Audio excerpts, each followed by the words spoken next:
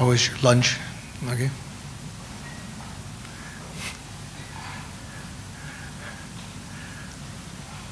So,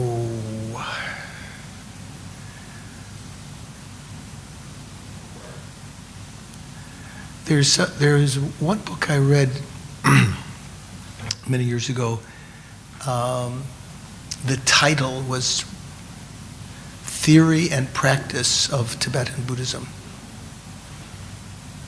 I think it's been retitled. I think the book companies sometimes they get you to buy the same book twice by changing the title and the cover, you know. At any rate, the reason I mention that is because there's sometimes we we study and we think this is sort of theory or philosophy, and we may be more prone to be interested in that rather than practice, say meditation, or practice also includes devotion, offerings, various kinds of practices of reciting mantra and so forth. But the two are very important. Both are very important. So that's why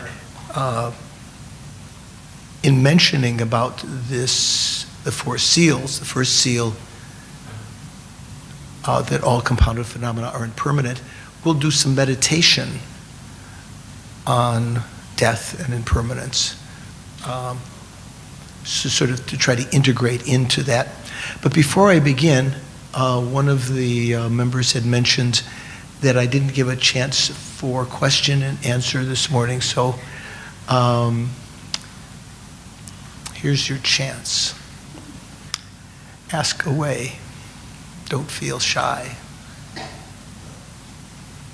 I see some people.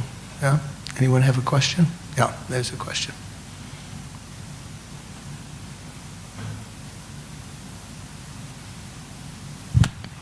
Yeah.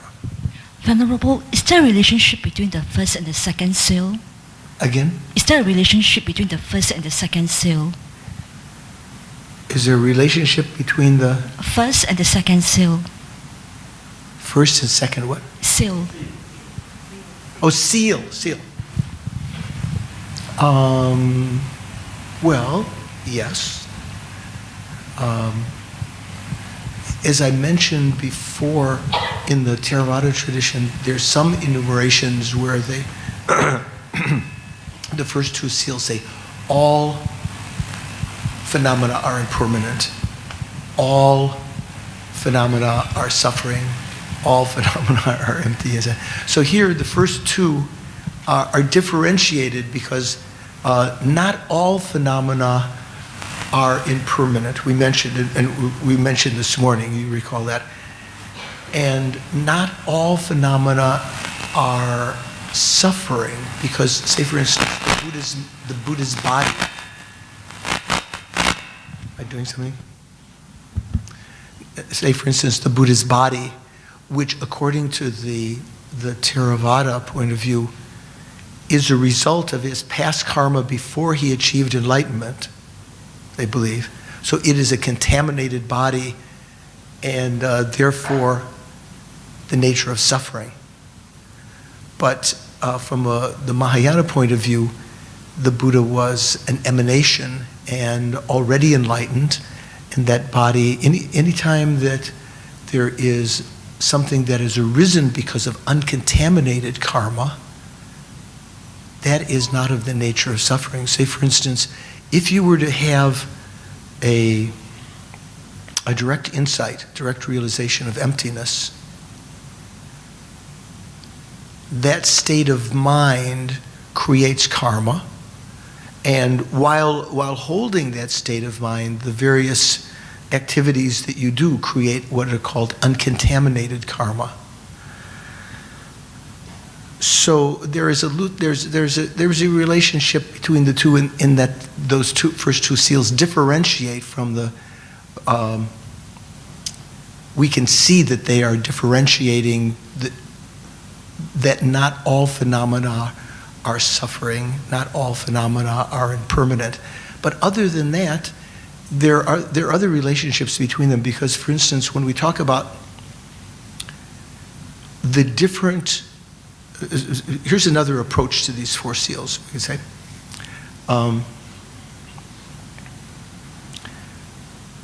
We perceive phenomena through the lens of our ignorance and our preconceptions, various kinds of projections that we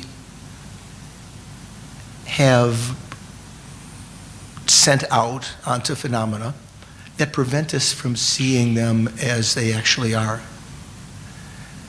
To be able to get to the point to understand emptiness, the fact that phenomena appear to be inherently existing, somehow truly existing, and what that means, right now those may only be words to you. You may not, there's not a clear understanding of what that means, how that appears to us, or the fact that the self appears to have some kind of real, substantial existence back there within our body and mind. What we want to be able to do eventually is to realize that phenomena are devoid of that self that we perceive within them. So the first two seals are ways to begin to approach that, to see that we project upon phenomena intellectually with our mind, that there's a certain endurance in them, a certain durability, permanence in them. Whereas realizing that they are impermanent is in a sense removing that, seeing the emptiness of that projection. So that meditating on impermanence, studying about this, helps us to approach and to get an understanding of how we can understand emptiness. Also, we ordinarily, intellectually project upon phenomena that are pleasant to us, and they are, from a Buddhist point of view, they are pleasant to us because of our karma. We've created some karma in the past to experience them as pleasure. Some people find, as Sister Suki this morning was talking about durian, some people perceive durian as very pleasurable, right? Some of you like durian? Yeah. Some people, if you brought me durian, you wouldn't be doing me a favor. Some people don't perceive it as pleasurable. So it depends on your karma, right? So with respect to things that we find pleasurable, because of our karma, we're unaware of that, we project upon them that they are the nature of happiness. They are of a happy nature, like a little puppy dog or a porpoise. What are the psychologists, sociologists found that some face with big eyes in proportion to the face is perceived by humans as more endearing. Have you heard that? Like the panda bear or the porpoise or something, or a little child, their eyes are larger in comparison to the proportion of their face than a human's eyes are, so they appear more endearing. It's not as though just because something appears to be attractive doesn't mean that it is a real source of happiness. So to help to remove, if we can understand that and we can consciously meditate when we experience things that we find pleasant, to remind ourselves that they are actually devoid of that extra layer that we're putting on them. They are attractive in the sense, conventionally they are attractive because of our karma, and they do bring us some relief by perceiving them or engaging with them. But to understand that our mind may be projecting upon them a source of happiness that doesn't really reside there. That can help you also to understand, to prepare you for the meaning of emptiness. In this sense, that it's a similar kind of thing. There's something that's appearing from phenomena, a sense of them being truly existent, inherently existent, that is not really there. So impermanence and the seal that all contaminated phenomena are of the nature of suffering, they help you to gradually understand this third one. When we talk about the Four Noble Truths, which we dwelt on a little bit yesterday, if you go into more detail about the Four Noble Truths, each of the Four Noble Truths have four factors related to them. So there are four truths. Each of them have four factors, so they call the 16 aspects of the Four Noble Truths that help you to understand them more clearly. So the first noble truth, the truth of suffering, the factors are that suffering is impermanent. Suffering is actually the nature of suffering. Dukkha is real suffering. Suffering is empty, and suffering is selfless. So when we talked about the four seals, remember the third seal was all phenomena are empty and selfless. So those two factors are conflated into that to that point, that aspect of the Four Noble Truths. So these four seals do appear in other contexts, but they are indicative of, they're the reason that they're called the Four Seals here and used in that sense. You know what the word for seal is in Sanskrit and in Indian language? Mudra. Mudra can mean various things. It can mean hand gestures, or it can refer to a person, or it can mean a seal. So when we talk about the Mahamudra, you may have heard that. Have you heard the Mahamudra? Mahamudra is a name that's sometimes attributed to both the object and subject that realizes emptiness. The object of emptiness itself, the subject that realizes that, is called the Great Seal, because all phenomena, as in this, of these four seals, the third seal, all phenomena are empty and selfless. That is kind of like a defining phenomena, a defining characteristic of phenomena. Now, I don't think I've answered your question in a way that, someone who's more studied and realized would say there may be some other connections between the first and second of the seals, but that's what comes to my mind right now. Okay. Oh, you have a follow-up. Okay. Like in the press conferences, you only get one follow-up. It's a separate question, actually. Is there a difference between the bliss experienced by an arhat and the bliss experienced by a Buddha? Both Buddha and arhat experience true cessation in the continuum, but to me it seems that Buddha can experience greater bliss because of his ability to expand bodhicitta. There's one word I'm not catching in there. Bliss, are you saying? Sorry? Is there... Bliss. Say again? Is there a difference between the bliss experienced by bliss? arhat? What are you saying? Bliss? Bliss, that's bliss. right. So is there a difference between the happiness or bliss or pleasure of experienced arhat? by an arhat and that experienced by a Buddha? Because both actually experience true cessation in the continuum, but I think a Buddha can experience greater bliss because of his ability to expand bodhicitta. Yeah. Oh, the Buddhist mind, yeah. And there's a great debate over the centuries. There are a lot of things. Here you're at a very interesting place in Singapore. We have Malaysia close by, where there's so many Theravada teachers also here. So you have familiarity more than a lot of people in the world. Sometimes people either are familiar with the Theravada tradition or the Mahayana tradition, but you have a little more exposure here. Over the centuries, there would be debates about a similar kind of question that you're asking. say for instance, in the Theravada tradition, there's a question in their mind sometime when in the Mahayana Sutras it says, the bodhisattvas go from bliss to bliss as they're approaching Buddhahood. They're going from bliss to bliss, from happiness to happiness. They're getting more and more happy.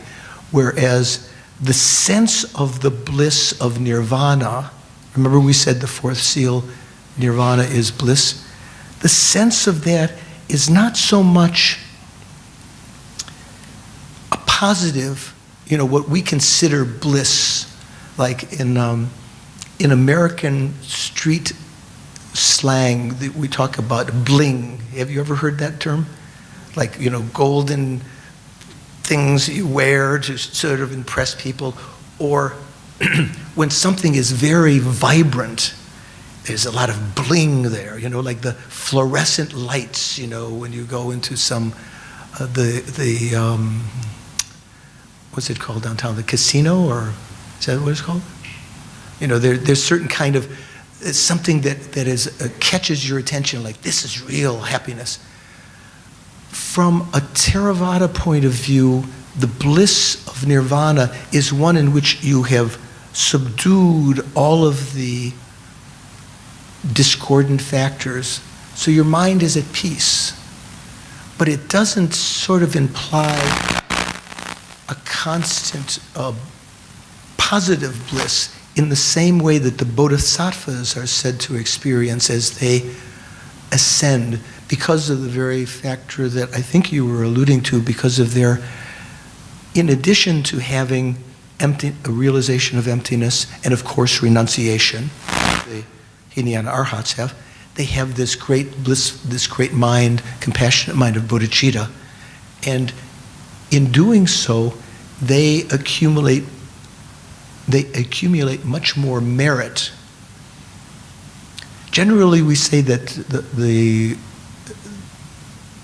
pathway that leads to all of these goals is one where you you have to accumulate both merit, which means virtuous karma, like as we do when we make offerings, we practice patience, we meditate and so forth.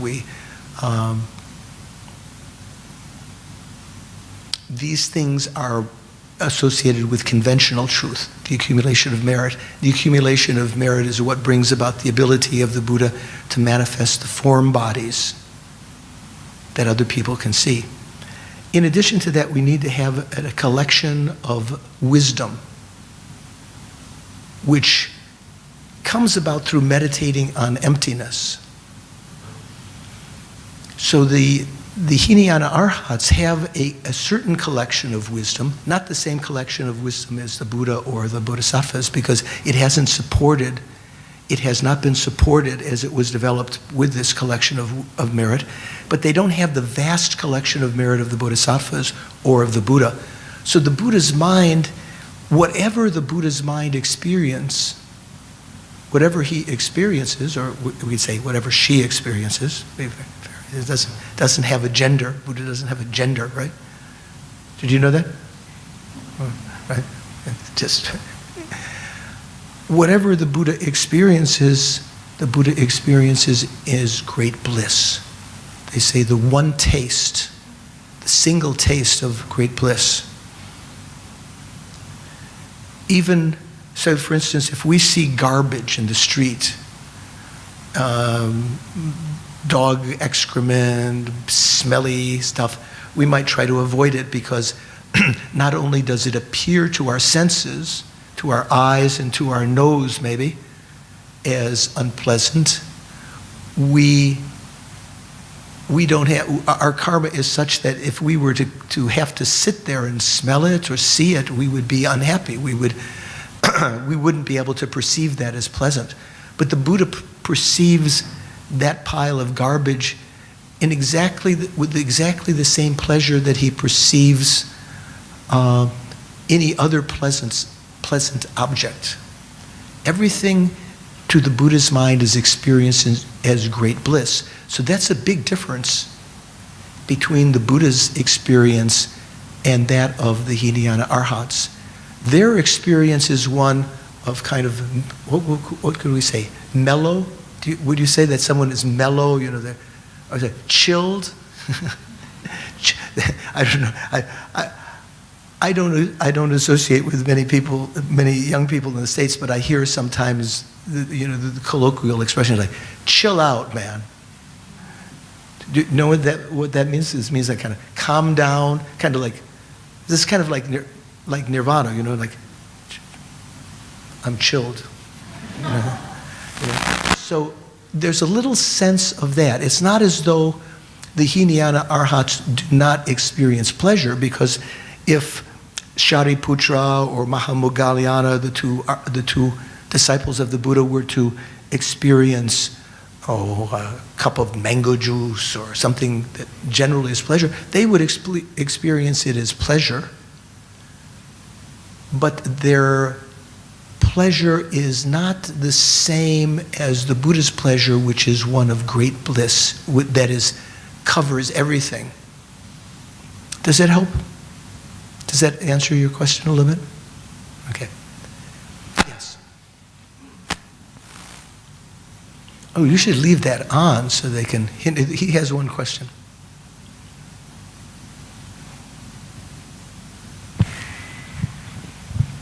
Hello. Venerable, good afternoon. Good afternoon. What's your name? Interestingly, I have the same name as you. Oh, George. No. Churinoff. Tuptan Sojun. Yes, Oh, I was given that name. I thought you were going to say Churinoff. I was going to my long last relative. I was given that name a few weeks ago, and it's the first time I've used it, so it sounds good. Yeah, very good. Okay. You spoke earlier about changing. Excuse me. Yeah, I think it's probably got a bad connection, so don't worry. You're not at fault. Changing one form of suffering for another. Now, my intention, and you asked this question yesterday, what's our intention of coming here? My intention of coming here is to be able to transform my enjoyment of samsaric pleasures. I'm not sure if I'm using the words correctly, but all the concrete milkshake and all the nice things that I like in life, and I want to transform that into a greater and more pure love specifically for my wife. Now, I fear that if I were to love somebody 100%, it would make me vulnerable to being taken advantage of. I would lose the pleasure that I have from the validation that I get from the attention of other women, for example, right? So what advice can you give me as I change one form of suffering into love and compassion, that I don't change it into another form of suffering?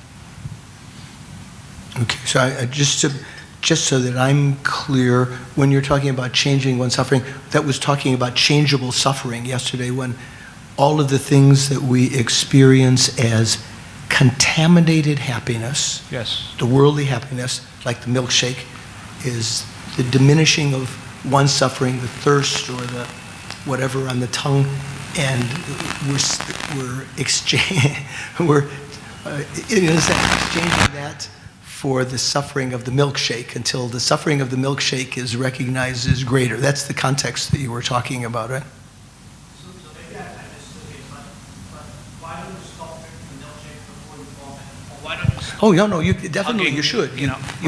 And in fact, that's when I had mentioned, I think in passing yesterday or today, one of the expressions that has been used, that the Buddha used to talk about his doctrine, was the middle way. So actually the middle way has very, very profound implications. The middle way in Sanskrit is madhyama, which when we talk about madhyamika philosophy and so forth, the middle way philosophy, the view of emptiness. But in general, when people talk about the middle way, they think moderation. Oh, the Buddhist monks didn't dress, in completely nakedly like the Jain practitioners, the naked ascetics. They didn't dress with the great, ornate clothes and warm clothes. In fact, even one arm being exposed, one arm covered, one arm is kind of a sign of that kind of middle way, that moderation. So, of course, that's an important step to make. Most people in the world would find that eminently reasonable, not to eat too much until you get to the point that it begins to be suffering. That would not be controversial at all. In terms of when we talk about loving our companions and friends and trying to develop love for others also, there's an important thing to take into consideration, that much of what we call love in the world is based on attachment. We say, colloquially, we might say, I love chocolate. Well, it doesn't mean that you want chocolate to be happy. When you say, I love chocolate, it means chocolate makes me happy, right? And so when we say that to someone, unbeknownst, unless we have developed a little bit of thoughtfulness, for many people it may mean just the same thing as chocolate. That I love you means you please me, and I want you to know that, so that if I please you, we can stay together in this symbiotic relationship of pleasing one another. That can work. In fact, that works for a lot of people in the world, but that's not even the Christian, well, I say even, I don't mean to say even in a sense of diminishing.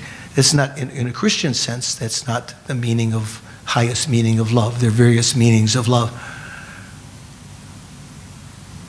This is kind of like maybe carnal love or something like that. So that particular state of mind, when we say, I love you because you please me, it's based on my own desire for pleasure. It's not based on my desire to make you happy. That is a secondary element. I may try to make you happy, bring you flowers or chocolate or whatever, do errands, fix the drain or whatever, take out the garbage, in order that you continue to please me, that you stay happy. It's not so much from the point of view of real love. Real love, from a Buddhist point of view,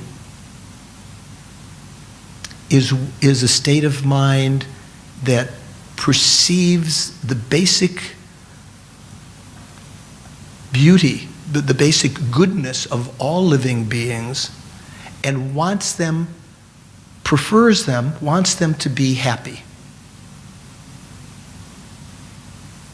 What we would, in Sanskrit, that's called Maitreya. Like the future Buddha is called Maitreya, the loving one.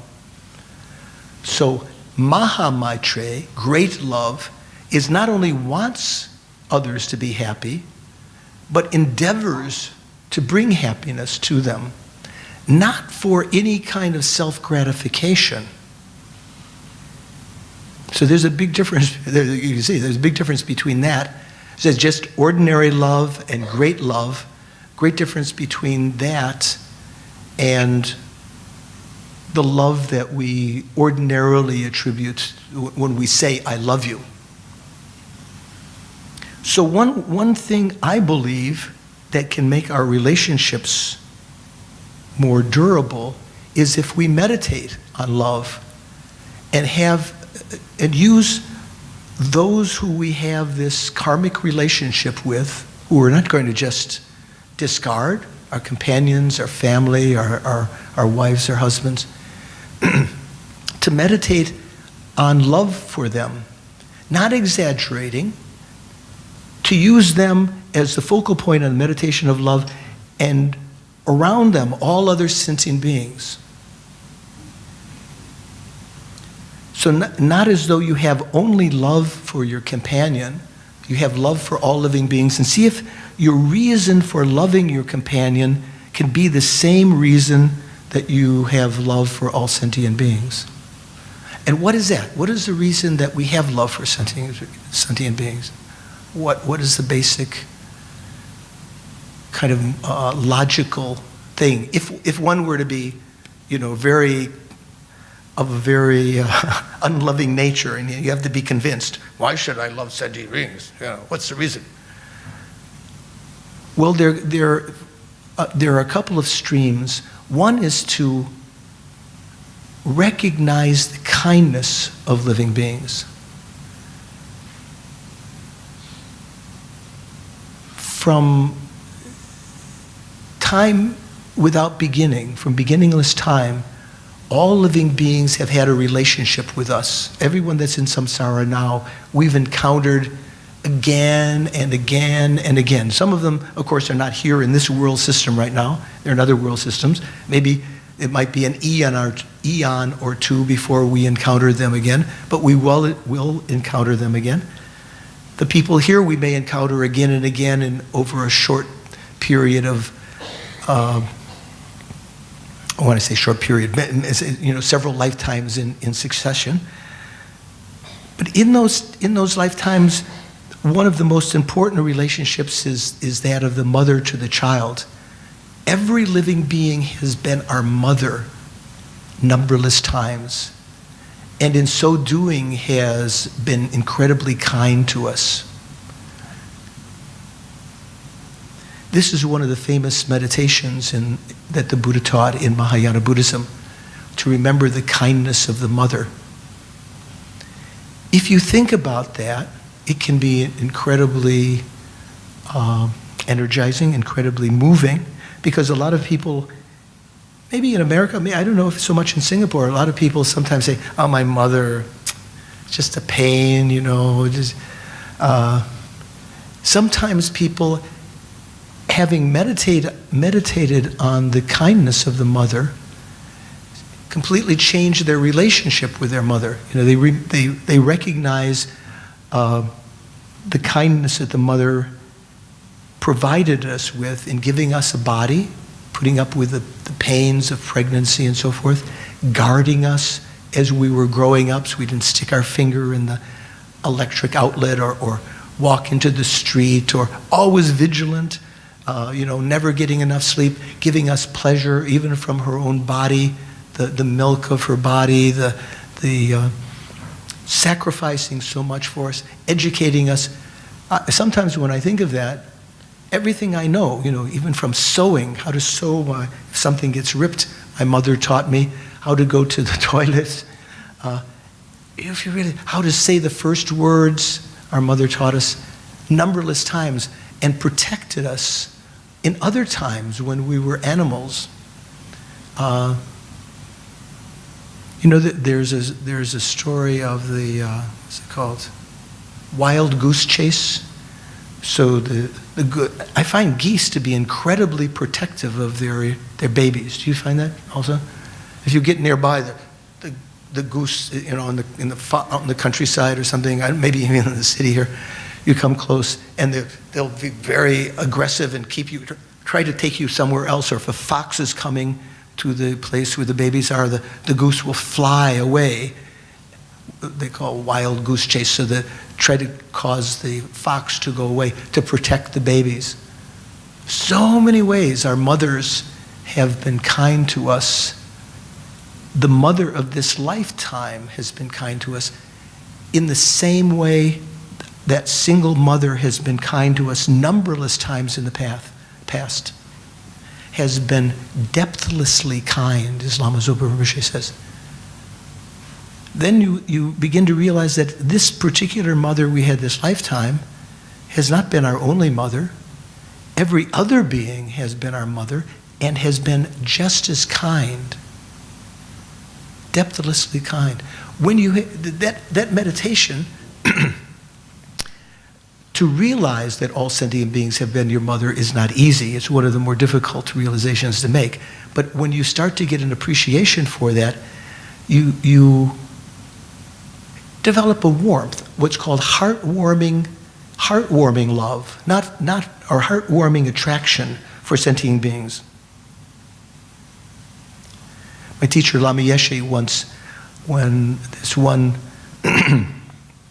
one American disciple was sort of arguing with Lama. There was one lady, one American nun, and she was very, very devoted to Lama, but sometimes she would be, she would give her own opinion, and I remember Lama standing by the window after having listened to this and said, "Mother sentient beings,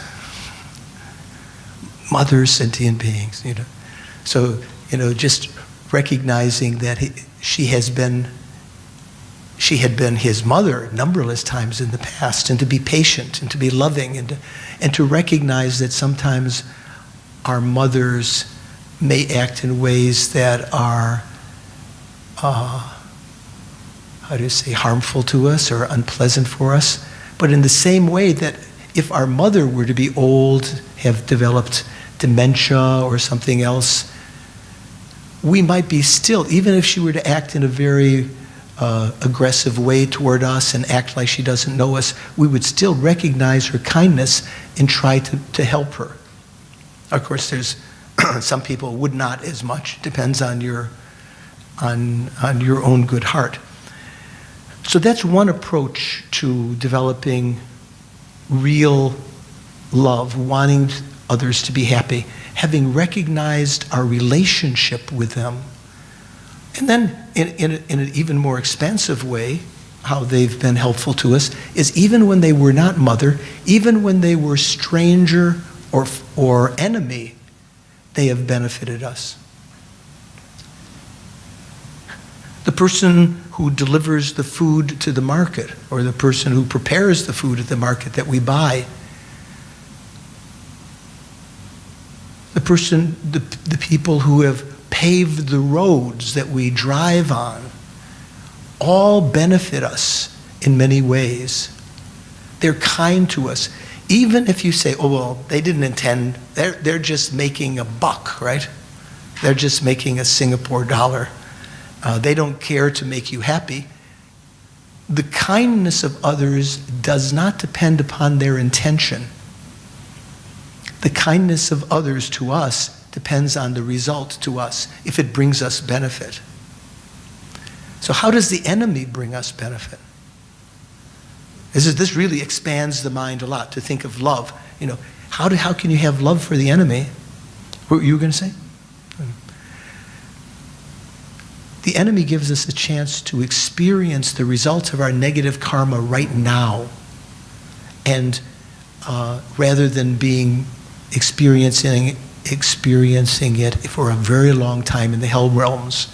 Sometimes when karma is not ripened right now, it may ripen later when we're in the hell realms and be experienced as much more suffering.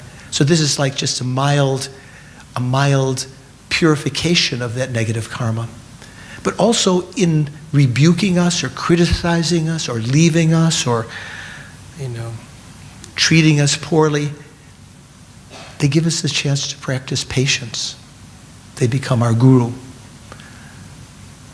One of the 8 verses of Training the Mind says that when we encounter beings of bad character who are gripped by great suffering and negative actions, I'll practice to see them as a precious treasure. Someone who we can develop patience with, very difficult to find. When someone I have benefited, like say your spouse or your children, your friends, and in whom I have great hopes, kind of expectation that they'll treat me well. When they treat me unjustly, I will practice to see them as my holy guru. So even the enemies are kind to us because gurus are not always, we might think the guru is someone who's always going to treat you kindly, oh, you have a problem, let me help you. Yeah, that's certainly a function of the guru sometimes. But sometimes the guru, when there is a good relationship, stable relationship with the guru can be very wrathful, cut right through your ego, So the this, you might see, oh, the guru treated you so poorly. Actually, they were benefiting you by pointing out your faults and so forth. So that's one approach to developing a warmth for others.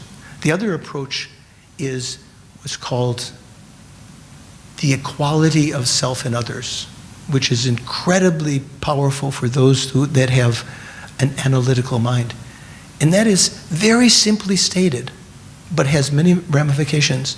And that is, we all living beings are similar, are equal in wanting to be happy and wanting to be free of suffering. No living being is satisfied with this samsaric happiness they have. They always need more. It's the very nature of samsaric happiness. No living being wants suffering. When we have a chance to have a little insight into selflessness, if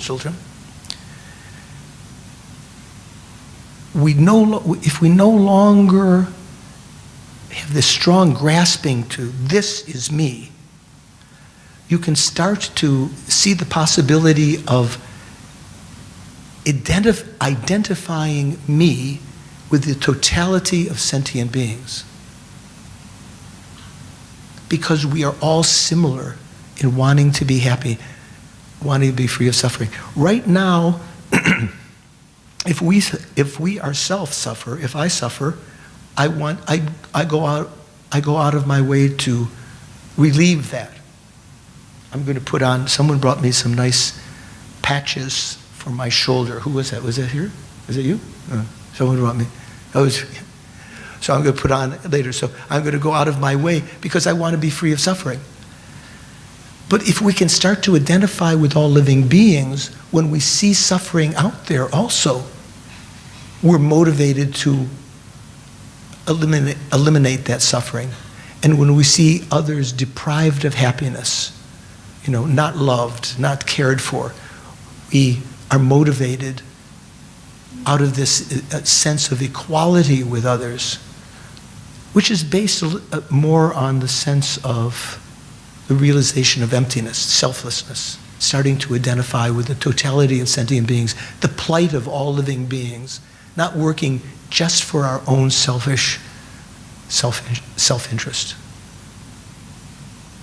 So those are ways that you can start to enhance the warmth by remembering their kindness and remembering and contemplating our equality with them. And then when you think of your loved ones and you want to make that love more authentic, to try to eliminate the sense of attachments in there. Right now, if our spouse or our companions, our friends were to leave us, criticize us and leave us, most of us would feel sad, heartbroken maybe incredibly depressed. It's the topic of many of the magazines in the supermarket, I don't know if you have the same kind in America, Brad left Angelina, or Angelina left Brad, or someone's leaving someone else. All of this is I've mentioned before also. There was a song, rock and roll song, I think, in the 50s, "My Baby Done Left Me." Or maybe it was a blues song. "My baby done left me." So it's sort of the quintessential element of all blues. You've lost something. So that pain of loss of your loved one comes about because of attachment.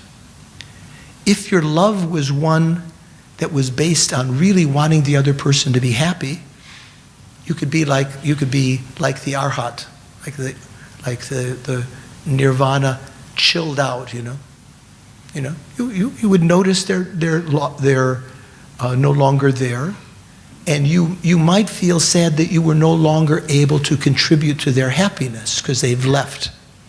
But you wouldn't be pitying, you wouldn't be sad for yourself. Does that make sense to you? Oftentimes when someone dies, a couple, one member dies, in a family, let's say, people come and they, they console the family members for their loss. They say, oh, I'm sorry for your loss. What do you say? What's the common thing you say? What is it? Yeah, condolences for your loss, I'm sorry. Actually, is the person who died.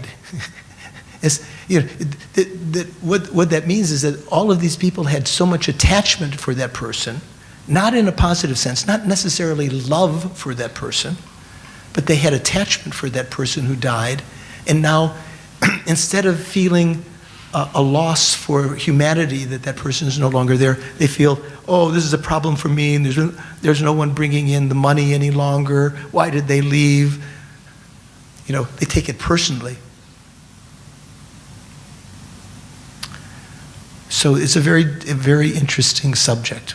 Okay, so although there may be more questions, let's get on to. Let me continue on to our subject, and at the end I'll leave a little time for questions again. But very good questions. Thank you. So I was mentioning how it's beneficial to begin to meditate also on these things, not just to take them as theoretical concepts. Say, for instance, that all compounded phenomena are impermanent. So the most efficacious, most beneficial subject to take is our own life.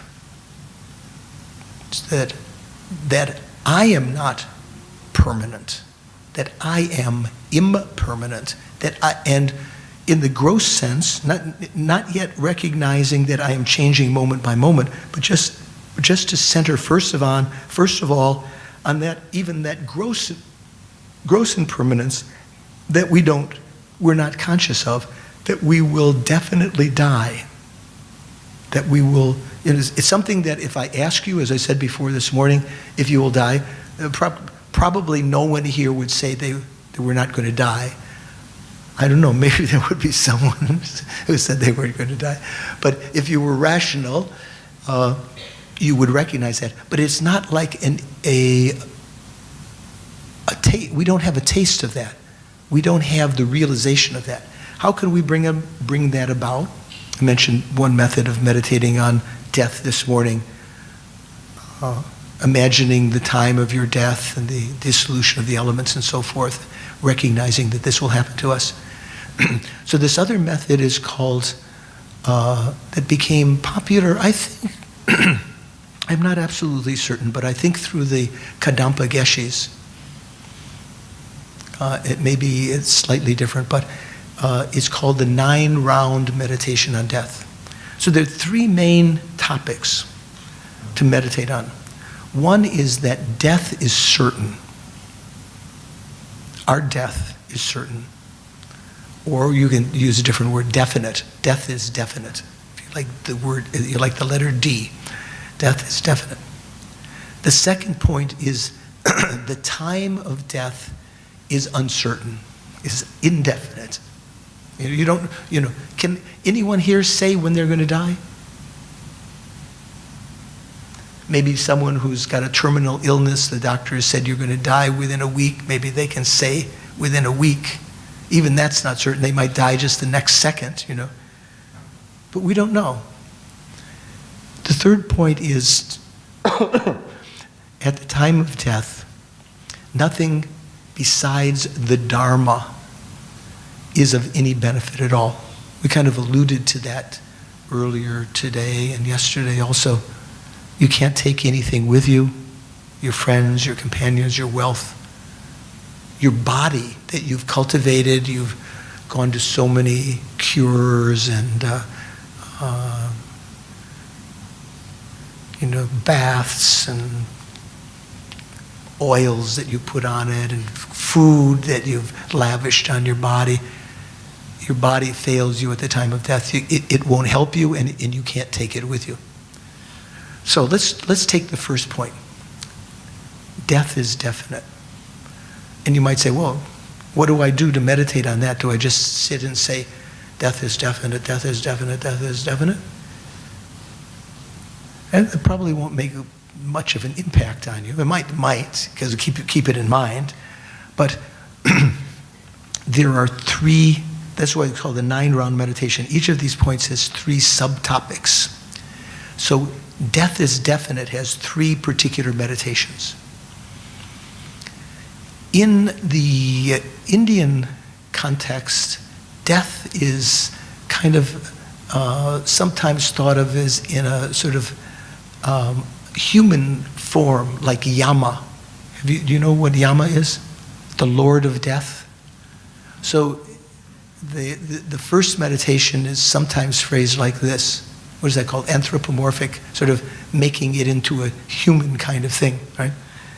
The Lord of Death comes to everyone, and there's no way to escape him or her. I want to be, we're in the new age, right? Yama, the Lord of Death, could be also woman. So what does that mean? This is actually very, very tasty when you start to think about it. So what you would think about, the first of those 2, part of that phrase, the Lord of Death, or death, comes to everyone, and there's no way to escape it. So you think, Winston Churchill. I read a history of Winston Churchill. I didn't personally, but you might say yourself. I read a history of Winston Churchill, his birth, his childhood, he grew up, was prime minister during the World War II, and he died. Everyone that you have ever heard of in the past has died. There's no one who has lived. Even Jesus Christ, even Buddha took the aspect of dying, although he didn't have to. Is there anyone you can think of who never died? You know, think. So what you would do to really bring some taste to this is to think of tangible examples. You know,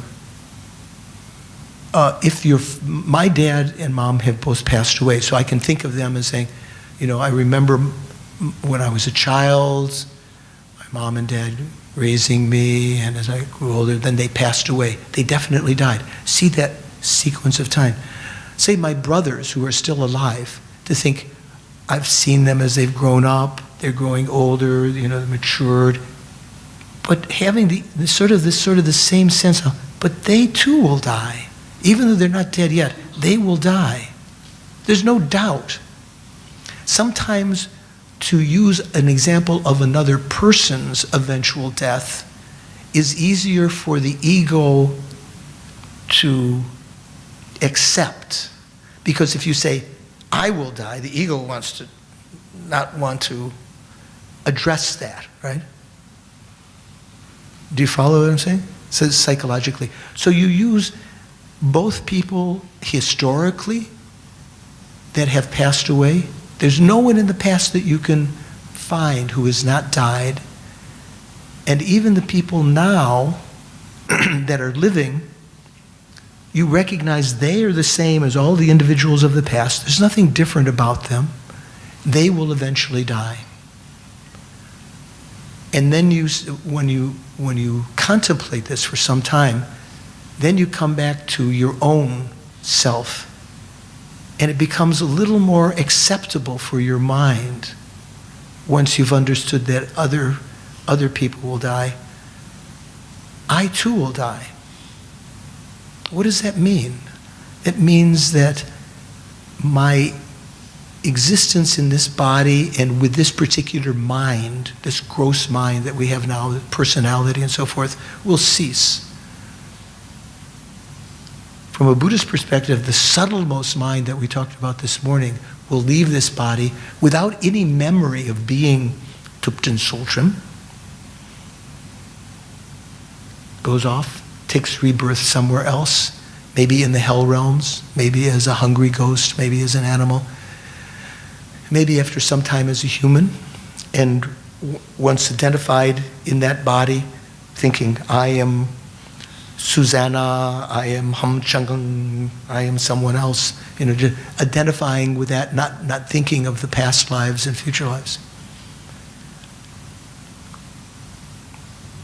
So death, to think of what the significance of that is, I will die, just like all of these people of the past. Let that sink in. And the second phrase of that point was that death comes to everyone and there's no way to avoid it. So we might think, like if the police raid in the movies, the police are raiding some house and you're going to get captured, kind of like the Lord of Death, right? You're going to get captured, but you can escape. There's some tunnel you can escape. There's no way, when death comes, there's no way to escape death. When the time of death comes, there is no special hospital, better hospital you can go to avoid death. Of course, I'm not saying that no medical treatment can't elongate your life. If you get better treatment, you may be able to live a little bit longer. But there's no hospital you can go to that will protect you from death. Do you agree? Or do you think you have better hospitals here in Singapore than we have? There's no hospital here called the Deathless Hospital, is there? That guarantees you won't die while you're there. So that's also, historically, there are various stories in the Buddhist sutras where people were in battle and they tried to protect themselves. They were about to be defeated and killed by the enemy, and they tried to protect themselves by various means. Of course, you may be able to escape in a battle, but when the time of death comes, it's not the same as a world being apprehended by the police or in a battle that you might be able to escape. Death is something that is determined by our karma. And when our karma is exhausted, death happens no matter what you do. You may be in the middle of a sentence. You may be washing the dishes. And I've heard this. Someone told me that their companion was talking to them, having a conversation, drying the pan, and collapsed on the floor dead. When the time of death comes, that's it. So that's when you were to meditate, if you were to meditate on gross impermanence, taking the self as the main object, the first point is to meditate that death is definite, certain. I'm definitely going to die because everyone, I'm the same, I'm no different than every other living being. Animals, gods, even long life gods. There's no one who lives eternally. Even the Buddha took the aspect of passing away. The children that I see now in the street that look so young and maybe have, we don't necessarily think of them dying. They will grow old, they will die. Like that, I will die. And there's no way to escape it. It's inevitable. Okay? Then, after thinking about this for some time,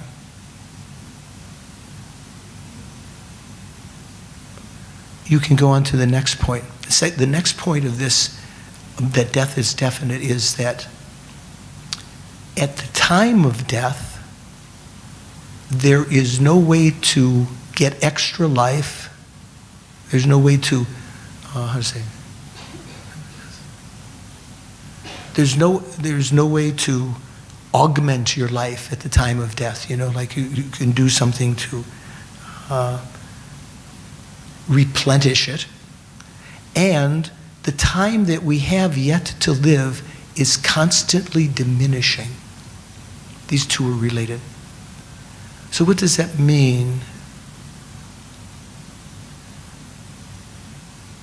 When the time of death comes, you're on your deathbed, you can't simply say, as though death is at your shoulder, say, well, give me a minute. I want to do some prayers. You know, no one is the Lord of death, if you're making it human-like, or death itself will not give you any, you know, you can't argue with death. You can't bargain with death. Classic thing you see sometime in the old movies from the 40s, in the French Foreign Legion, someone who's going to be shot by the firing squad. You know, this is, and what did they do? The person who's going to be shot, they always ask, oh, can I have a cigarette before you shoot me?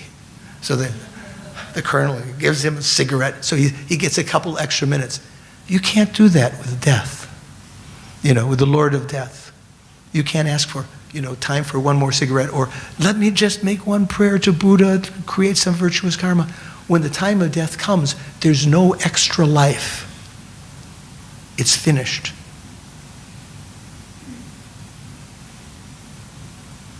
It reminds me, it's just a joke, okay? Do you mind if I tell jokes sometime?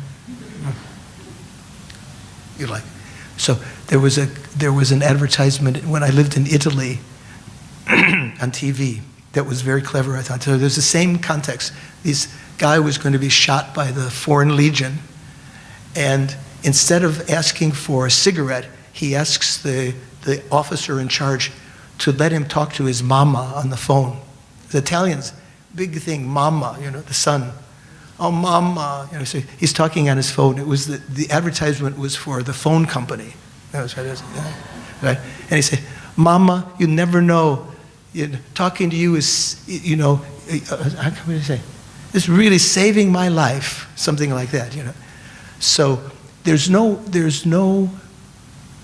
at the time of death, there's no extra life. And every second, every instant, we are approaching death closer and closer. So like this, say for instance, someone is going to be executed with a guillotine or the hanging or the firing squad or something, and they're walking, they're bound up, they're walking. In fact, sometimes they don't even want to walk, like in going to the electric chair or something. You know, the person doesn't even want to walk because they know once they get there, they're going to die, right? So they don't want to. Every step, they're getting closer and closer. Right now, every instant, not even every second, every millisecond, microsecond, every instant, we are getting closer to death. I sometimes find very powerful for my mind to think I'm falling through time. Like in an elevator. If the elevator cords were too broken and you're falling, you know, you're very scared because if it hits the bottom, when it hits the bottom, not if it hits the bottom, when it hits the bottom, you're going to die, but you don't know when. It could be just as soon as you're thinking, maybe I have a few seconds, maybe I'll say some prayers or something. Falling through time, you don't know when you're going to die. It could be any time. But every second we're getting closer to death right now. So with that kind of understanding, having contemplated that again and again, these various meditations, you're more conscious about what you do with your life. I used to, when I was waiting for the microwave to heat my hot water, it's a lazy way, you know, you heat water in the microwave. Do you do that sometime? For my coffee? So while I'm waiting, I would just sit there. And then I began to think, I should use that time, because I'm getting closer to death, I should use that time for some important meditation. You know, so sometimes I would recite mantra during that time, try to collect some virtuous karma. And more recently, I've been doing what's called the Tonglen meditation. Do you know, have you heard of Tonglen? Imagine taking on the suffering, like when Tuten Sultram's question, you know, how to generate this sense of affection for others. Imagine taking on the suffering of all sentient beings as though that's mine, you know, experiencing it myself, and sending out all of my good qualities. Not that I have good qualities, but my good karma, my possessions, my body, to be enjoyed by others, the same way that I would like to be protected by others. So knowing that we're approaching death with every instant can give you the motivation to make your life more meaningful.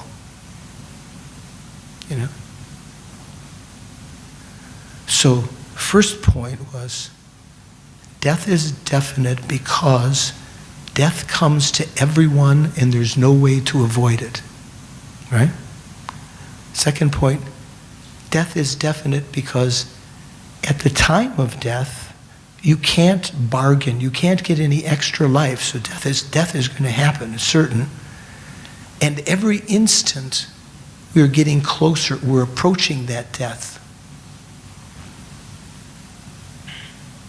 Here's another very good meditation you can use for that point. You may have bought something, a big bottle, economy size.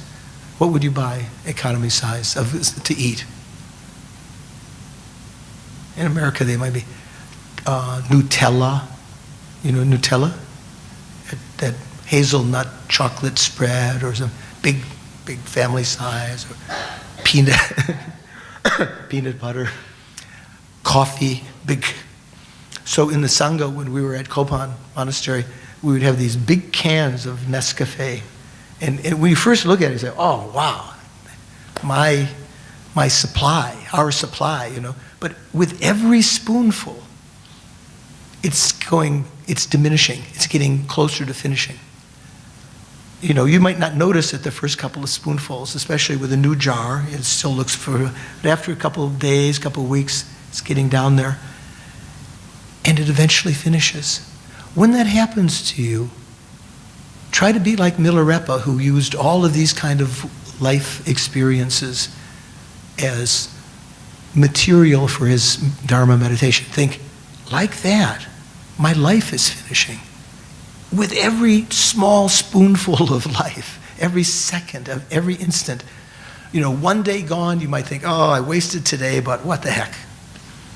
Just a day, But that's one spoonful out of your coffee pot of coffee reservoir of life. Death is definite because when death comes, there's no way, there's no extra life. You can't ask for some time out. There's another example I thought. In sports, when I was in high school, a young boy, the football team, and I think American football is different than soccer. We call the game you call football soccer, right? You know that. So there's American football. There's a different sport, kind of like rugby, but it's a little bit different. American football. So at the end of the game, there's the clock shows 3 seconds left, something like that. So, but the coach wants to get in some play and wants to tell the player something. So on cue, one of the players on the field falls down in agony and say, I'm injured, and the referee has to call timeout. Because there's some rule, if the player is injured, you have to call timeout. At the time of death, you can't use any kind of artifice like that to get some extra time. Like, oh, I can't breathe. I can't die now, or say something like that. When the time of death comes, there's no extra life. And every second we are approaching that. The third point to contemplate and to bring about a realization that death is definite is that it may not sound like a reason at first, that most of our life is spent not practicing the Dharma. If you think about it, when you get up, when you sleep at night, unless you have consciously made some special effort to dream in a special way or special motivation, your sleep is just completely samsaric. It's not practice of Dharma. When you get up in the morning, your cup of coffee, your breakfast, going to work, You may definitely possible to transform all of these activities into Dharma activities. And that's one of the great things that you can strive to do, what we call the training of the mind, right? But most of us, we would consider that we wouldn't be able to integrate the Dharma into our life during that time. We might find a couple minutes a day when we sit, we say some prayers, or we go to the temple once a week and we offer some incense, or you study. But most of our life, and say, not only our life right now, daily, but when we were a child, up until the time we could read and write and encountered the Dharma, maybe we didn't practice the Dharma at all. And when we get very old and infirm, it may be maybe difficult for us to practice the Dharma. So most of our life is spent without practicing the Dharma. Now, the first two reasons seem to be more logical to bring about an understanding that death is definite. That is, death is definite because it comes to everyone, and there's no way to avoid it. At the time of death, you can't get any reprieve. You can't, call time out or ask for a break. And every second we're approaching that, like falling through time. Death is at some level. We don't know when it's going to be. It might be today. One of us may leave today and not be able to come back next time. But this third reason doesn't seem to be of the same logical, to bring about the understanding that death is definite, that most of our life is spent not practicing the Dharma. This third reason is said to be a reason that brings about experience. That is, if you think about that, it gives you more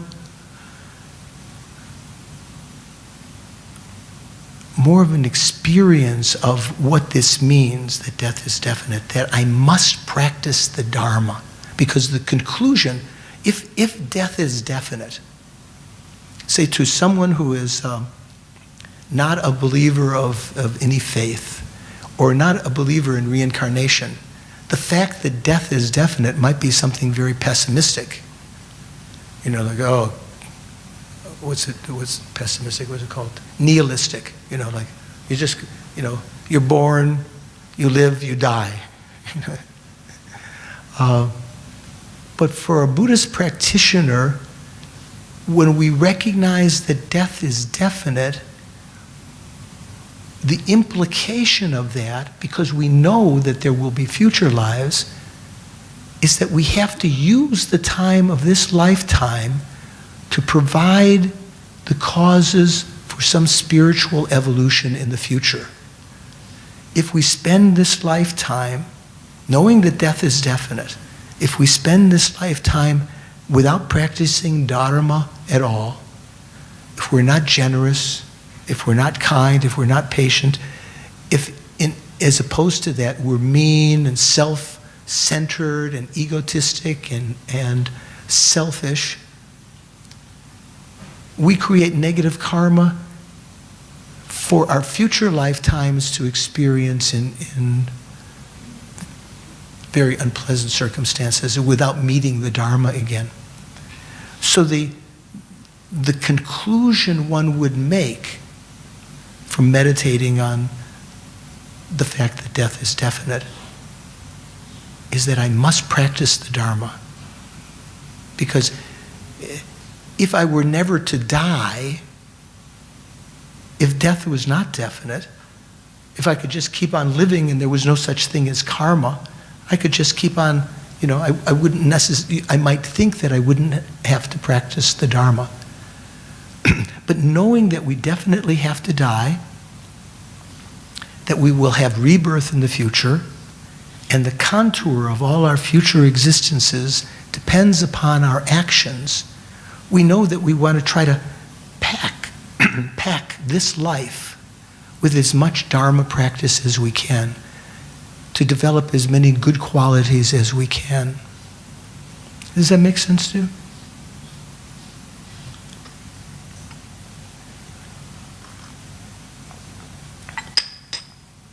When I was a boy, my mother used to watch this TV program in the afternoon when she was vacuuming or cleaning.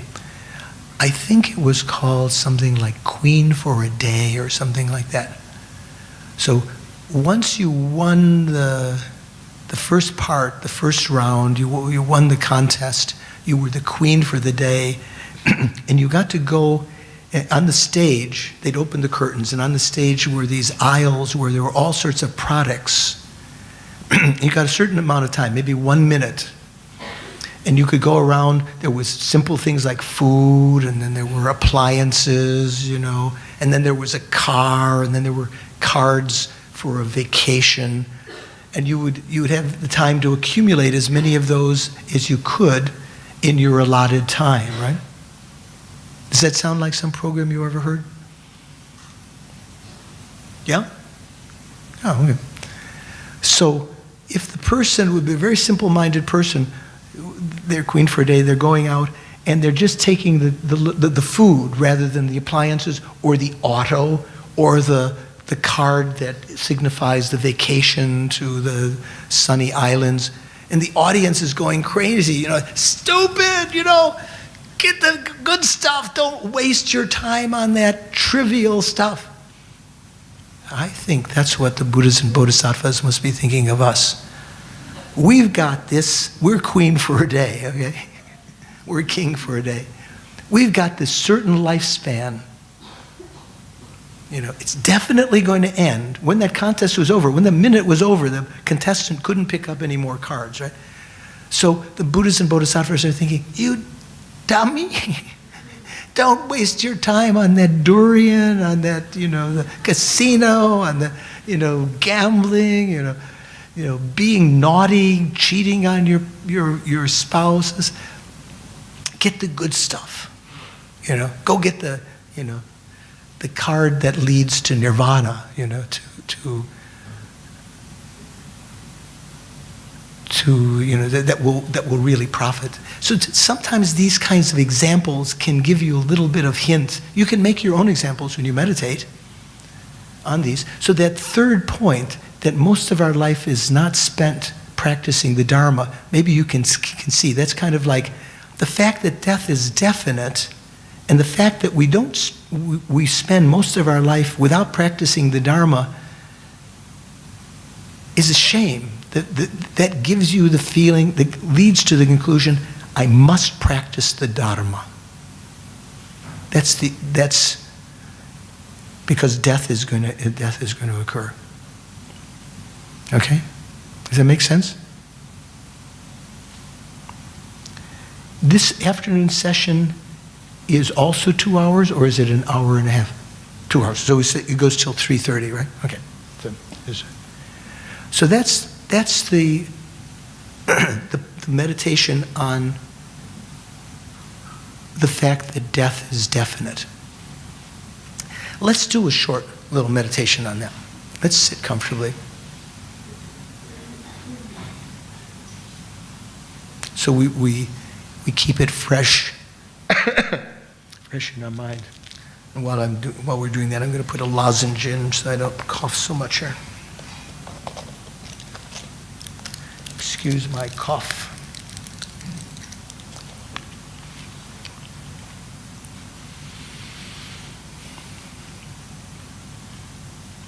So I'll just remind you of the points and then leave some time for you to think about them. I'll bring them up one at a time and leave you a little time for each one. And you can use your own examples, contemplate, you know, the individuals you might think of that definitely will die will be different for each of you and so forth. So the first point, what we're trying to understand is that I myself will die. I'm definitely going to die. Death is definite. Why? Because death comes to everyone And there's no way to avoid it.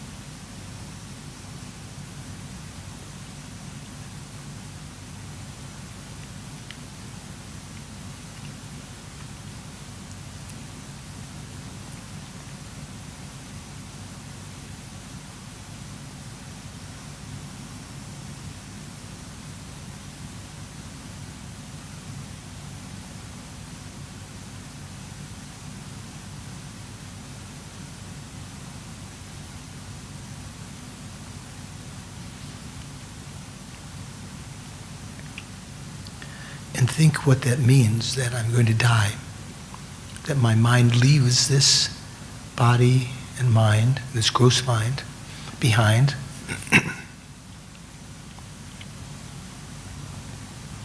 All of the experiences of this lifetime are forgotten. It's almost like one of the first Karmapas said, at the time of death, the vision of this life is like last night's dream. You know, when you wake from a dream. Still maybe a little bit, you know, you remember it a little bit, but it's beginning to fade very quickly and becomes more and more inconsequential to you. All of the things that we thought of so important, the relationships, the status, the position, the power, the pleasures, all of that are left behind. Death is definite.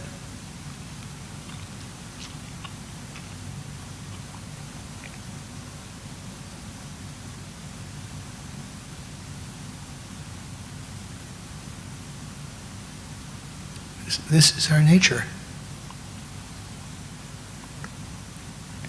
And then think a little bit about the second point. When death approaches, there is no way to get extra time. And with every instant, we're getting closer and closer to that time of death.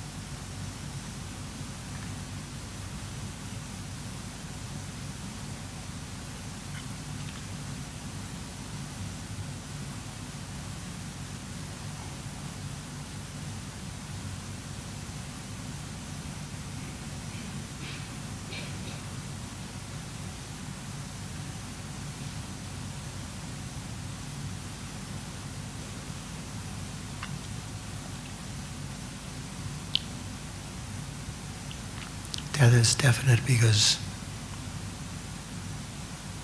when death actually approaches us, when we're approaching death, we can't add anything at that time. We can't call time out, ask for a reprieve, get some extra minutes. There's no way to prevent it that way, through our power, our majesty, edict, preventing death from coming to us. And with every second, every instant we're approaching death, our life is depleting. Like the can, maybe someone gave you a can of Italian olive oil that you have on your shelf, and there's a little teeny leak in the bottom that you noticed, but you don't pay any attention because there's just a little teeny leak. But over the hours and days and weeks and months, that oil keeps on coming out and eventually is depleted. In the same way, our lifespan is leaking away.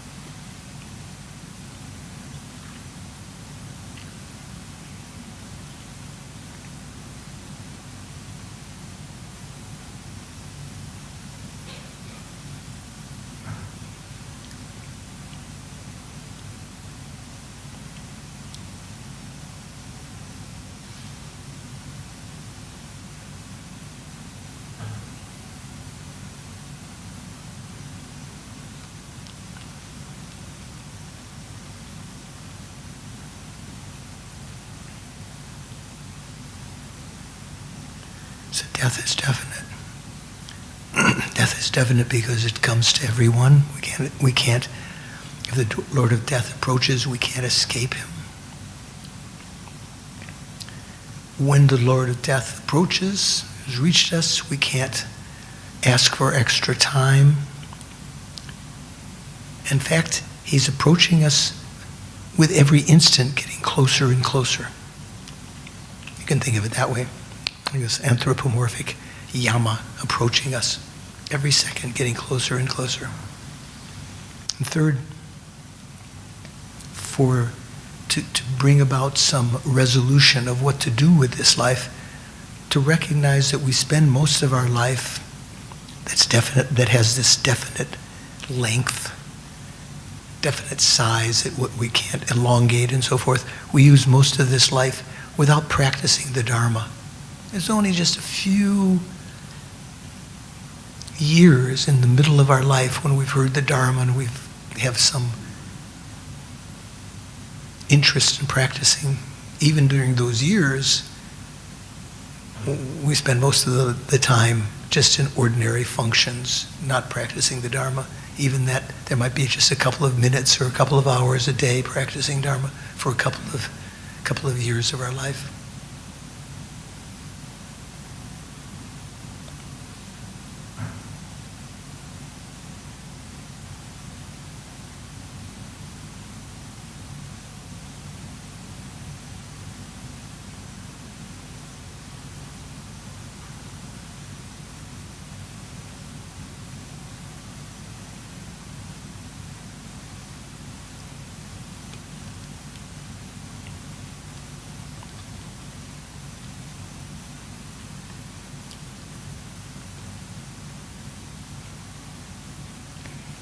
then see if you have some insight into this, even in this very first meditation. The conclusion that one would logically draw, sort of spiritually significant conclusion, that the fact that death is definite is that we must practice the Dharma. All the times I've been lazy, lying on my bed, sitting when I could be up, practicing the Dharma, studying, helping others. The Lord of Death was approaching. I wasn't practicing the Dharma.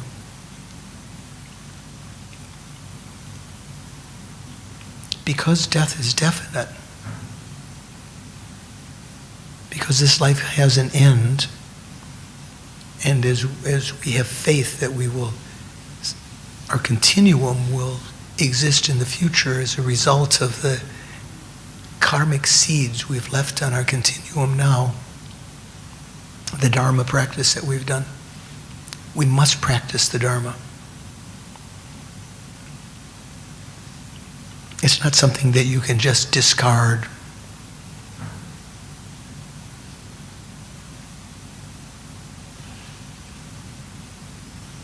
Ignore. Not like that.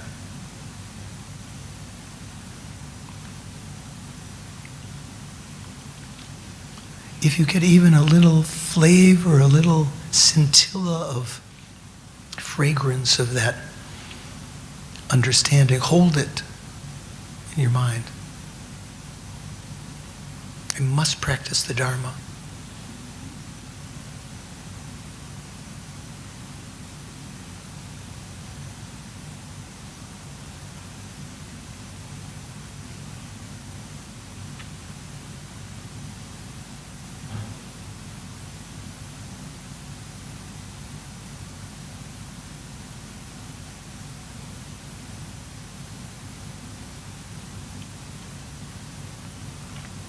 And then bring your attention back to the present.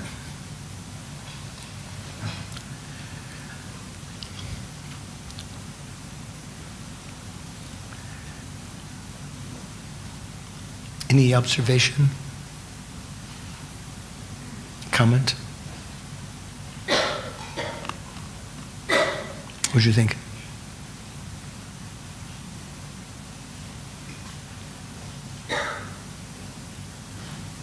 Not sure, looking at you. Were you meditating or did you doze off? This lady, how about you? Did you meditate? Yeah, you did? Yeah. How about you? The lady back by the tongue? Yeah. Did you meditate? Did you meditate? Did you spend time meditating just then, or were you? Yeah, you did. Okay, good. Thought maybe you were calculating your taxes or something. Not you, no.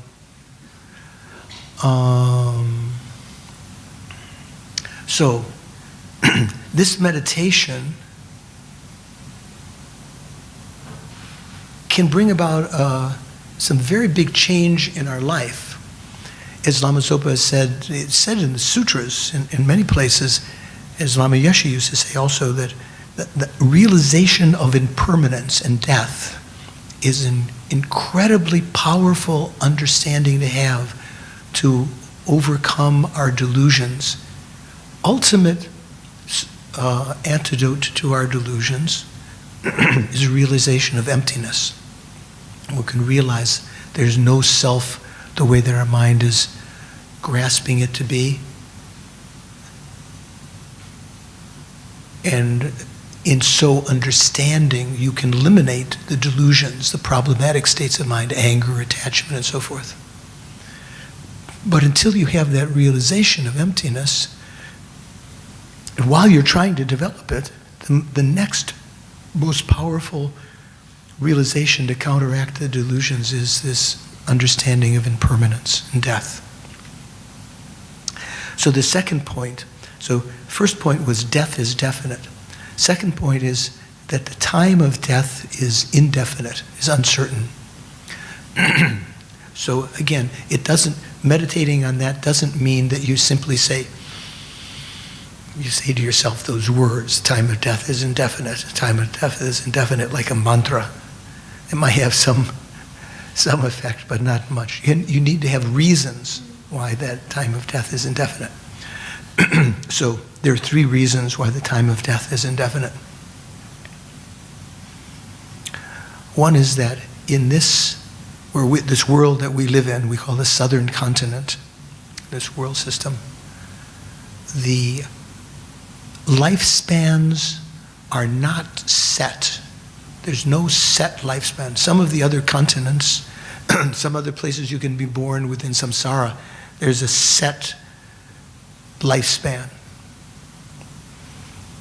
But each of us have our own individually karmically created lifespan that we have, through our actions in past lives, have created the power to live a certain number of years. We could live less years than we had created the karma for. Say, for instance, you'd created the karma to live to 97.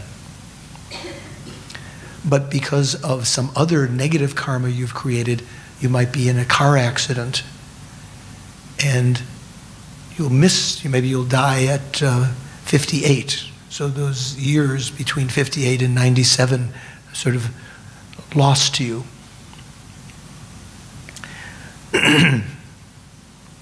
But in this southern continent, excuse me, in this southern continent, there is no set time. There's no set time of life, and it's very impermanent, very uncertain. That's one point. Next point is there are more causes of death than there are causes of life.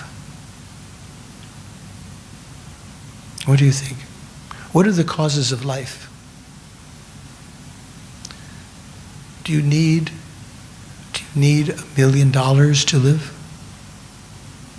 Well, according to some people, you do.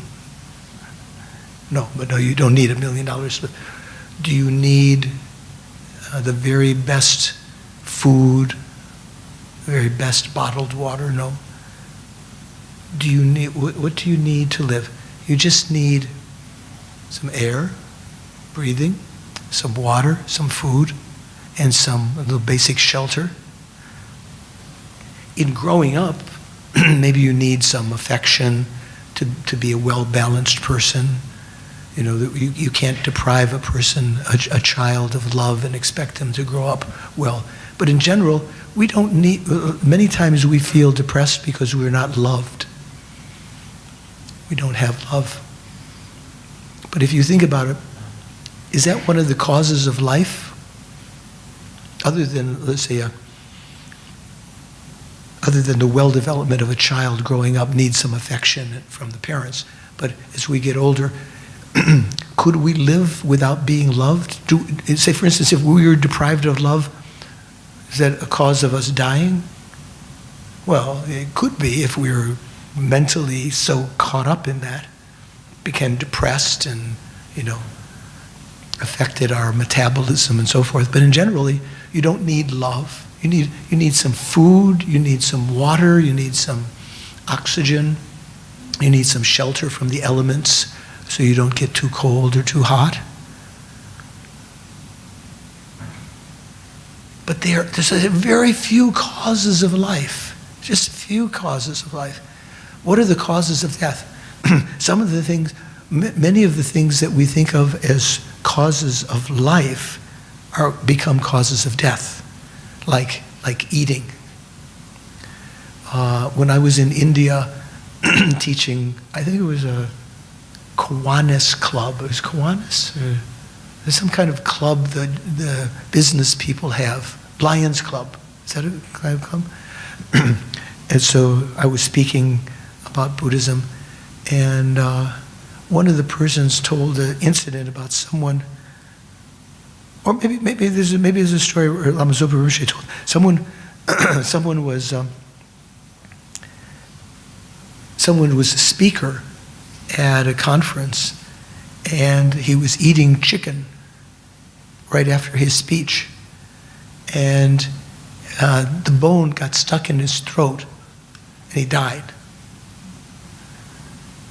So usually we might rationalize that we eat in order to live. If you're like me, you eat to enjoy also, right? And not just to live. If you were real arhat, a real bodhisattva, the food is more or less medicine for you. You don't relish out of attachment that special food. But because of this person relishing the chicken, eating it, and the bone got stuck in his throat, he died. So that's an example of what we think of as a cause of life, food, becoming a cause of death. Right? Many of the things like that, you might think that your car is something that helps to improve your life. If I didn't have my car, I don't know how I could live in Singapore. I don't have a car, but anyway, example. But then if you're traveling on the rapid highway here, have an accident and die, there's an example of what you thought was either a cause or a condition of a good life, or a cause of life becoming a cause of death. Most of the things that we think of as causes of life, other than air, water, a little bit of food, and shelter, they can become causes of death. They don't necessarily become causes of death, but they can become causes of death. So that the implication of that is that the time that we will die, even if we had somehow some clairvoyance to know what karma we had to live, like 100 years, 97 years, something, even if we knew that, we can die before that. We can die before that time with some other karma, accident, eating a bone, or having an argument with someone and having a fight, falling, hitting your head on the table, dying. We can understand because of that the time of our death is not definite. Even if there were to be, and we don't know what the time of our lifespan is, even if we were to know that, we can die anywhere before that when other causes and conditions arise. The third reason is that the time of death is uncertain, is that our body is very fragile. Our body is not like a big steel machine, a tank that can barrel its way through the forest, crushing the trees, coming unscathed. Our body is very fragile. Sometimes touching a little thorn, teeniest little thing, can cause some poison to be put into your body that can lead to death. When the elements of the body are out of balance, one can very easily have mental disease, do very crazy things. But the fact that our body is very fragile, also we can understand more that the time of death is impermanent. The time of death is uncertain, because as we are walking down the street, we may have an accident, because the body is not of a durable nature like boulders or, the tank or whatever.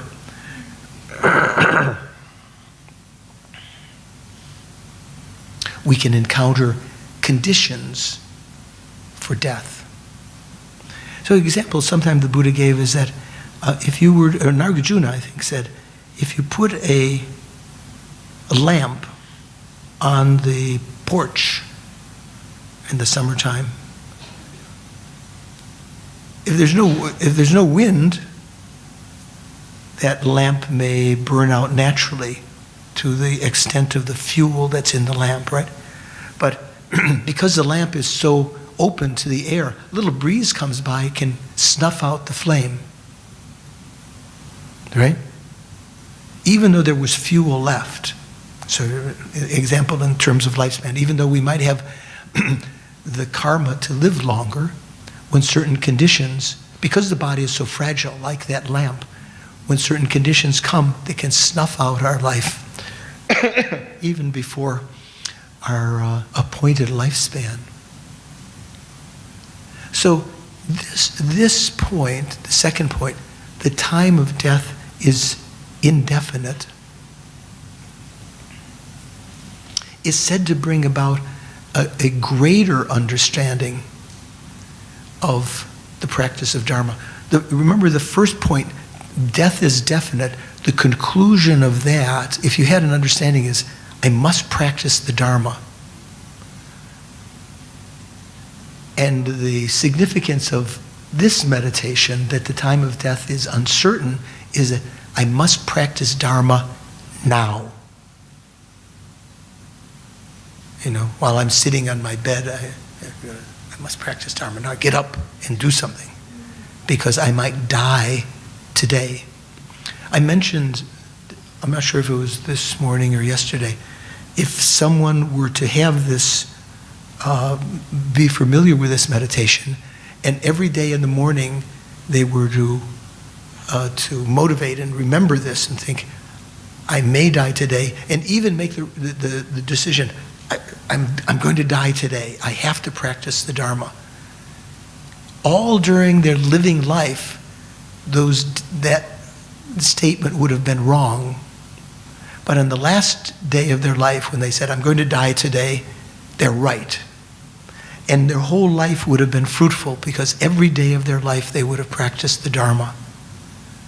Whereas the individual who thought, I'm not going to do things, I'm not going to die today. Not many people get up in the morning thinking that, but just oblivious of the fact. But not thinking that you're going to die today. Every day of their life that they live that day, they're right. But on the last day of their life, they're wrong, because they die that day, right? But that person's life is spent without practicing the Dharma. So that this particular meditation on the time of death being uncertain is said to bring a greater motivating factor to our Dharma practice. In meditating on these, on death, one gets a better appreciation of gross impermanence. And then you can, as your mind has, as they say, for instance, if you were to try to realize subtle impermanence without first understanding gross impermanence, there would be some obstacle to your mind understanding the subtle. You have to understand the gross first. So this meditation on gross impermanence, meaning our death, starts to eliminate certain misconceptions from the mind that make the mind more capable of understanding subtle impermanence. The momentary change in our relationships, in our own being, and so forth. Not only are we going to die eventually, we're changing every moment. Like that one example of when the time of death comes, there's no extra life, and every second, every instant we're getting closer. That every instant we're getting closer is like intimating about subtle impermanence. Before we finish, are there any other questions that someone wanted to address? We've got a couple minutes. Yes. stand up and speak in a nice, loud voice. Oh, he's bringing his back. Okay, hi. Hello, Venerable. I have this burning question. People are living longer lives, and it's being reported as well in the newspapers and all that. So it could be attributed to maybe enhanced medical breakthrough, artificial intelligence and all that. So then how does that reconcile with the karma, that we have accumulated and allocated naturally? Right. So my understanding of that is that, say for instance, right at this present time, generally sentient beings will, in the southern continent, will have a lifespan generally no more than maybe 120 years, 110 years. There may be some people that have exceptional karma that live longer. They may have some natural lifespans that are shorter. They die without accident at a shorter life, but maybe 100 somewhere around 100, a little over 100. The fact that when we improve medical conditions and the availability of medication and nutrients and so forth, we may be able to live to that full extent of that life. But it's rare that you find people living, do you know, is there anyone in Singapore who's in the newspapers older than 120, 130? I think the oldest person in America just died. I can't remember, I just was in the newspaper yesterday or the day before, I can't remember, 120 or something like that. It is said that in earlier times, at the time of the Buddha and so forth, that it was possible that lifespans could be longer, 200 years or something. You hear sometimes in the literature of people living to very long lifespans in the past, and we scoff at that, thinking, how could that be? That's exaggeration.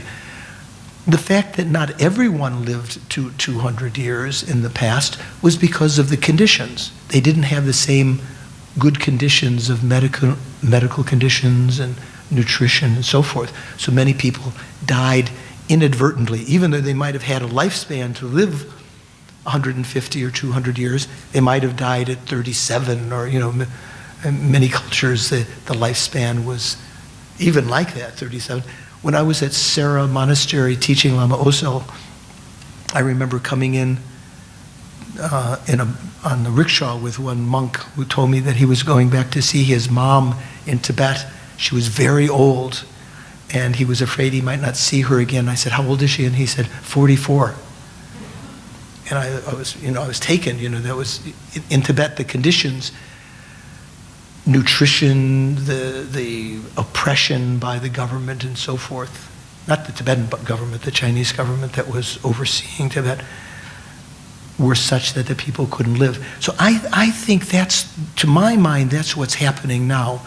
You will not find, even if someone develops new techniques, I don't think you would find people living more than 120, 130 years, but you might find more people living to a longer part of their lifespan. Uncertain though. Uncertain. Does that help? That's just my understanding. Okay. Yeah. You want to have a follow-up? Okay. Like at the press conference. Okay. This is on the topic of euthanasia, okay. Right? And then I'm sure we all know there's one famous scientist and all that. He kind of got tired of living up to 104 years. They got tired of what? He got tired of living up till 104 years old. Oh, okay. And he opted for euthanasia. So then I'm just thinking, it's kind of sad, right? Who is this person? He's a scientist, but I can't remember his name okay. now. Someone that has been in the news recently. Yeah, somebody who lived in Australia, but he had to go to Switzerland because Switzerland and Belgium are the two countries that endorse this euthanasia. So this borders on the topic of mercy killing, or I don't know. So for a Dharma practitioner, if you still have life and you still have the ability to think and meditate, it would be inadvisable to take your own life.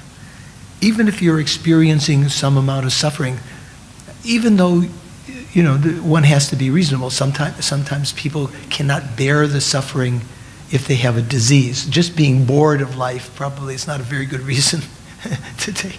If I'm bored of life, I'm going to commit suicide.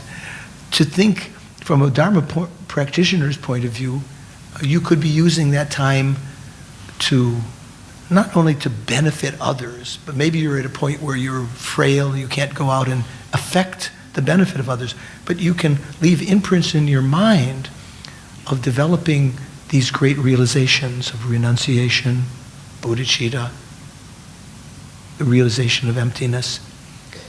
One of the great Tibetan scholars, Sakya Pandita, said that even on the day he was going to die, he should be reading, studying, learning more, meditating, because it's these actions that give the contour of our future lives.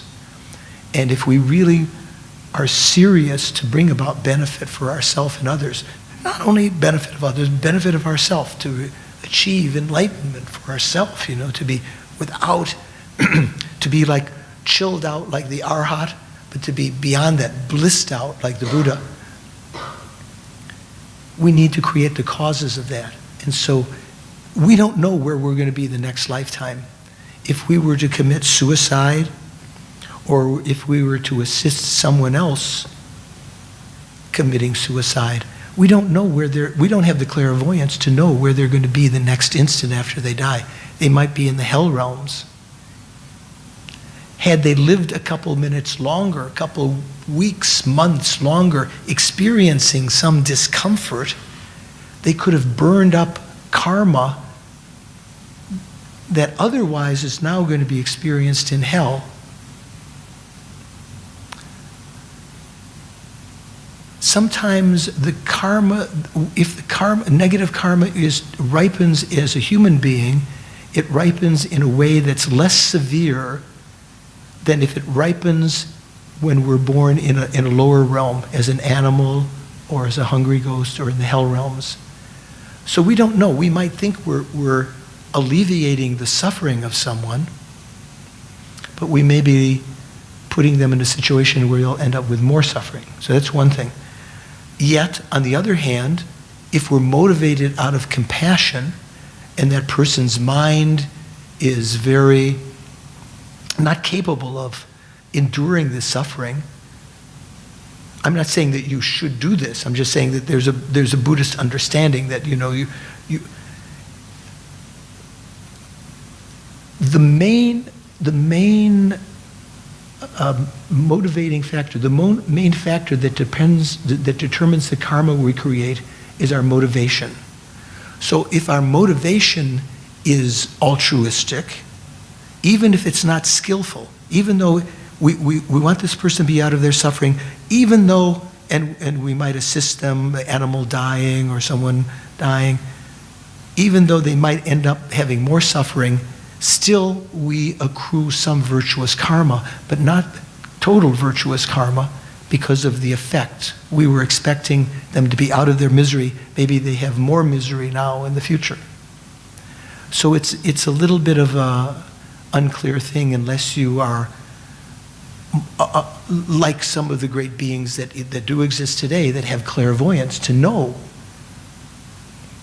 where that person will be reborn, in the next instant, in the next moments, and so forth. So, but the main thing is our motivation. And in general, the Buddhist perception is that it's not a good thing to commit suicide. It's not a good thing to help others shorten their lifetimes. I know in American culture, there's when the horse, the racehorse or something, it can no longer run. If it's hurt its foot, then they take it, they shoot it. Is that common here also? They put it out of its misery as though the horse would be miserable that it can no longer run like it used to. From a Buddhist perspective, that's perhaps not so true, not so skillful. Because whenever we take life, whenever we give the order or the permission to take life, we create some kind of karma that is, to use a particular word, that is kind of aggressive. Okay? It's a kind of, even though we do it with a calm mind, a compassionate mind, it's a mind of severing someone's continuum. And that kind of mind of severing a person's continuum leaves an imprint in our mind in future lives, maybe to do it in other situations, to kill and to not feel any remorse about taking life and so forth. With respect to ourselves, as a Dharma practitioner, it's considered to be, say for instance, if you've received tantric initiations and so forth, it's considered to be very negative action to take your own life, because it's almost as though killing a deity that you had meditated on, So it's something to think about. It's not a cut and dry answer. If you have clairvoyance, the bodhisattvas, then you use your clairvoyance and see what's the best thing. If you don't have clairvoyance, maybe best to not to encourage that, and to encourage people to live as long as they can and to endure the suffering. If they don't believe in reincarnation at all, if they're just in incredible suffering, maybe there's a cause. Sometimes in the hospice, people will be injected with a very strong sedative so that they're almost unconscious, and in that state they will die naturally. So maybe that's not as bad as just like, what was it, Dr. Death, Dr. Kevorkian, do you remember that one? Do you know who I'm talking about? Some gentleman who was advocating euthanasia. Euthanasia, sometimes people think, oh, there's a lot of young people in Asia?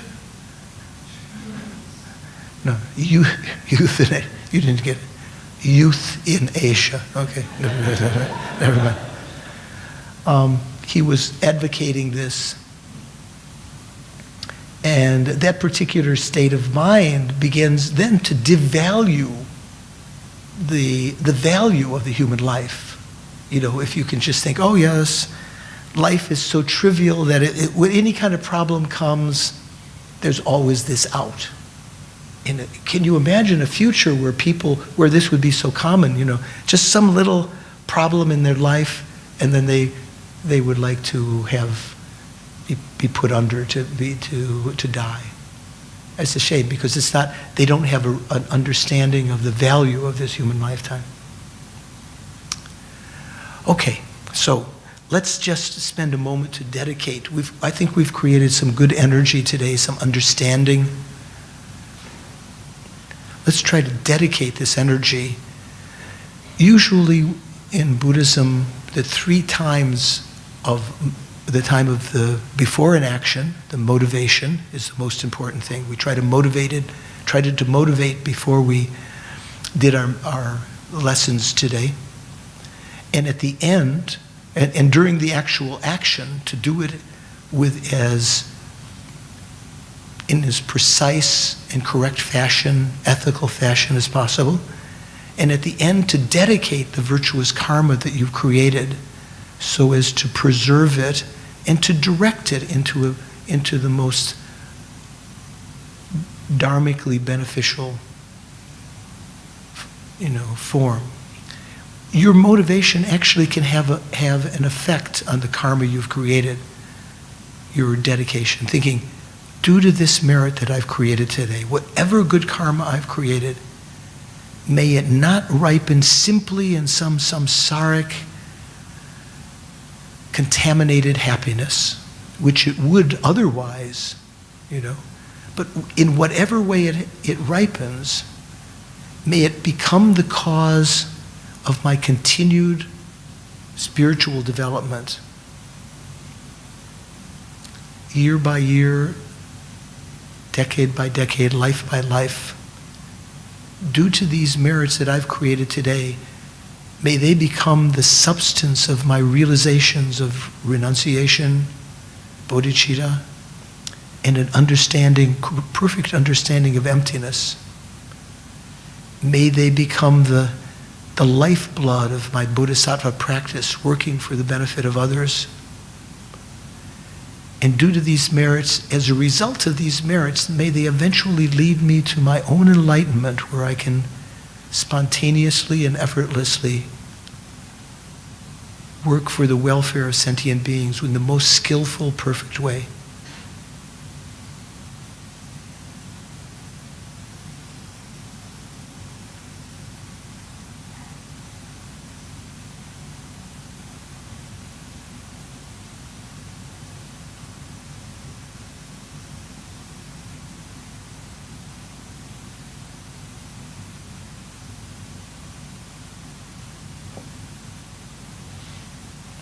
Thank you very much. So, Western New Year is coming when? Tomorrow night? Tomorrow night or Tuesday night? Tuesday night? Not tomorrow night. So where they had the fireworks and everything? When's the New Year? On Wednesday or Wednesday? Pardon?